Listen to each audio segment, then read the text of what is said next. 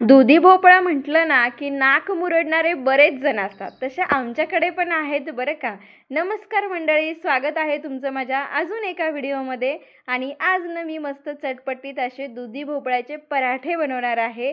कारण आम्हाला ना दुधी भोपळ्याची कुठलीच भाजी आवडत नाही, कितीही भारी रेसिपी बनवू द्या, पण मला आणि आमच्या घरच्यांना ना दुधी भोपळा बिलकुलच आवडत नाही. त्यामुळे मी काय करते, दुधी भोपळा तर घेऊन येते मार्केटमधून आणि आठवड्यातून एकदा तो खायलाच पाहिजे.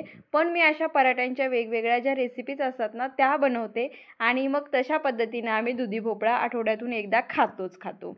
तर इथे मी मीडियम आकाराचा एक दुधी भोपळा घेतलाय आणि त्याची जी वरची साल आहे ती चाकूच्या साहाय्याने ना काढून घेतीये. तर जी सगळी साल जी आहे आपल्याला वरची ती काढून घ्यायची आहे आणि त्याच्या ज्या दोन्ही साईड आहेत ना त्या आपल्याला कट करून घ्यायच्यात. कारण या दुधी भोपळ्याला ना आपल्याला खिसून घ्यायचं आहे. तर इथे ना सगळी जी साल आहे मी ती काढून घेतली आणि त्याच्या ज्या दोन्ही बाजू आहेत ना त्या मी इथे कट करून घेणार आहे. तर दुधी भोपळा आता मी पाण्याने स्वच्छ धुवून घेतलाय. आता छोटेच खिसणी घेतलेली आहे मी, याला खिसून घ्यायचं आहे आपल्याला. तुमच्याकडे मोठी खिसणी असेल तर जरा लवकर होईल खिसणं, पण माझ्याकडे छोटीच खिसणी आहे त्यामुळे मी तिनेच खिसून घेतीये. तर दुधी भोपळा खिसून घेतला. आता यामध्ये टाकण्यासाठी मी 2 मीडियम आकाराचे जे कांदे आहेत ते इथे कट करून घेतीये. कांद्याने ना खूप भारी टेस्ट येते. आता हिरव्या मिरच्या सुद्धा याच्यामध्ये टाकायच्या आहेत आता आपल्याला. तर मी ज्या माझ्या गार्डनमध्ये लावलेल्या आहेत तिथल्याच मिरच्या घेऊन येते, एकदम फ्रेश अशा. मला 3-4च मिरच्यांची गरज आहे इथे. तर ज्या 3-4 हिरव्या मिरच्या आहेत ना त्या मी इथून तोडून घेतल्यात. तर छान वाटतं बघा, एकदम फ्रेश अशा मिरच्या मला मिळालेल्या आहेत.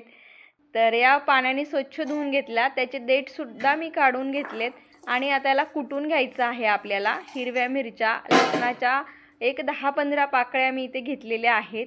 यामध्ये 1 चमचाभर जिरेसुद्धा टाकून घेतलेत आणि इथे थोडंसं आपल्याला मीठसुद्धा टाकायचं आहे. कारण ज्या मिरच्या आहेत ना त्या व्यवस्थित ठेचल्या जातात, त्याचा ठेचा व्यवस्थित बनतो. तर आता ह्याच प्लेटमध्ये आपल्याला पीठ मळून घ्यायचं आहे. तर मी जे गव्हाचं पीठ आहे ते चाळून घेतीये. कधी पण पीठ मळत असताना एकतर एकदम पीठ चाळून ठेवायचं डब्यामध्ये, किंवा जेव्हा आपण चपात्या वगैरे बनवणार आहोत ना तेव्हा ते पीठ चाळून घ्यायचं. आणि इथे 2 चमचे बेसन पीठसुद्धा मी टाकून घेतलं आहे बरं का.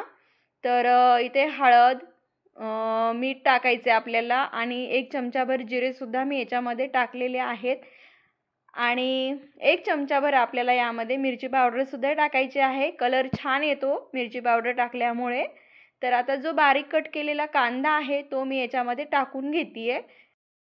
आता हा जो आपण हिरवी मिरची, लसूण, जिरे टाकून जो ठेचा कुटून घेतला होता तो पण याच्यामध्ये टाकायचा आहे. जेव्हा आपण लाल मिरची टाकतो तेव्हा लक्षात ठेवायचं की आपण हिरव्या मिरच्या सुद्धा टाकणार आहोत त्याच्यामध्ये, तेव्हा त्यामुळे कमीच टाकायची थोडीशी. आणि आता इथे थोडं थोडं पाणी घेऊन हे पीठ जे आहे ते मळून घ्यायचं आहे आपल्याला. तर पाणी एकदम जास्त घालायचं नाही त्यामध्ये, कारण जे भोपळा आहे आपला त्याला सुद्धा पाणी सुटलेलं असतं. तर मी इथे असं पीठ मळून घेतलंय. आता याला 15-20 मिनिटासाठी रेस्टसाठी ठेवून द्यायचं. त्याच्यासोबत खाण्यासाठी मी इथे चटणी पण बनवून घेणार आहे. कांदा, शेंगदाणे, खोबरं, तीळ टाकून जी चटणी आपण बनवतो ना तीच चटणी मी इथे पराठ्यासोबत खायला बनवून घेतलेली आहे. त्याची जी रेसिपी आहे ती मी शॉर्ट व्हिडिओमध्ये अपलोड केलेली आहे, नक्की एकदा जाऊन बघा. तर जशा आपण चपात्या बनवतो ना त्याच पद्धतीनं इथे आपल्याला जो उंडा आहे आपला तो बनवून घ्यायचा आहे. तर कोणी कोणी त्रिकोणी आकाराचे पराठे सुद्धा करतं, मी तर इथे गोलच बनवणार आहे.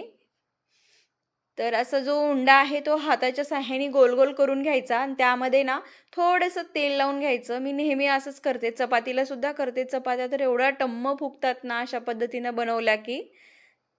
तर आता जो उंडा आहे तो अशा पद्धतीनं बनवून घ्यायचा आणि पोळपाटावरती त्याला व्यवस्थित आपल्याला लाटून घ्यायचं आहे. तर मी हाताच्या साहाय्याने त्याला असं गोल करून घेतीये. तर आता थोडंसं पीठ लावून त्याला लाटून घ्यायचं.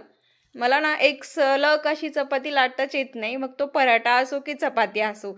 मला असं हात लावून मी त्याला फिरवूनच घेते, तेव्हाच माझं व्यवस्थित गोल चपाती बनते किंवा पराठे बनतात. तर अशा पद्धतीने ना मी पराठा बनवून घेत आहे. तर गोल पराठा बनवण्यासाठी खूप प्रयत्न करावे लागतात. तर फायनली ना जो पराठा आहे माझा लाटून झालेला आहे इथे आणि एकदम असा गोल पराठा लाटलाय मी इथे. कांद्यामुळे थोडीशी आपल्याला अडचण येते लाटताना. तर तवासुद्धा गरम झालेला आहे आणि हा जो पराठा आहे तो आपण तव्यावरती टाकून घेऊया. तर फायनली ना एकदम छान असा गोल माझा पराठा बनलेला आहे. त्याला पलटून घेऊया. तर या पराठ्याला तूप किंवा तेल लावू शकता तुम्ही. तुम्हाला जे आवडत असेल ते. मी तर इथे तेलच लावून घेतीये. आणि हे जे पराठे आहेत ना तर ते एकदम गरम गरम खायला छान वाटतात. असे एकदम थंड झाले ना की ते खाऊशी वाटत नाहीत. तर एकीकडे बनवणं आणि दुसरीकडे खाणं असं असायला पाहिजे. तेव्हाच हे पराठे खायची मजा वेगळी असते. आणि भरपूर विटॅमिन्स वगैरे ह्या पराठ्यातून आपल्याला मिळतात. तर जो पराठा आहे ना तो आपला इथे एक पराठा रेडी झालाय.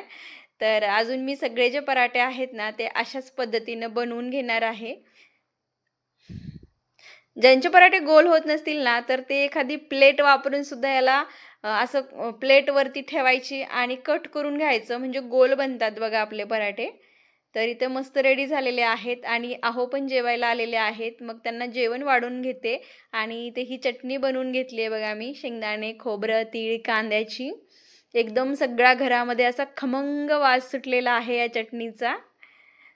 तर गरम गरम त्यांना मी पराठे जेवायला वाढते आता. बघूया त्यांना आवडतात की नाही तर. तर बघूया आता फायनली त्यांना आवडतात की नाही. एक घास खाऊन सांगतो म्हटले. तर त्यांना ना पराठे आवडलेले आहेत. त्यांच्या रिॲक्शनहूनच मला कळालेलं आहे.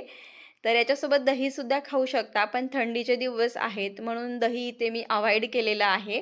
फक्त चटणी आणि पराठेच भारी लागतात एकदम. अशा पद्धतीने ना मी सगळे जे पराठे आहेत माझे बनवून घेतलेले आहेत. रेसिपी आवडली असेल तर जास्तीत जास्त लाईक, शेअर आणि सबस्क्राईब करा. बाय.